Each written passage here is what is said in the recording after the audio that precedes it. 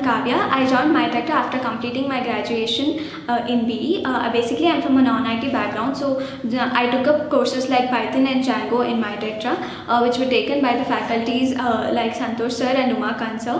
The faculties were very approachable and they helped me in gaining a better understanding. Now that I've completed the course, I am confident to attend all the interviews. So I would like to thank myTectra for transforming me from a person who didn't know anything in IT to a person who is confident to portray themselves in the society. Thank you. Hello, I am Kinjal Soroti. I joined myTectra after my graduation. I have taken a training in Python and Django. The trainer is too good and too helpful for me. And now I am able for an interview. Thank you, myTectra. My name is Sagar Patil. I am from Nashik, Maharashtra, and it was a great experience with myTectra. Here we done Python course under the Santosh sir. The very friendly nature.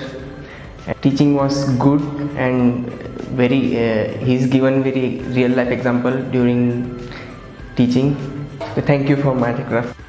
Hi, I am Aman.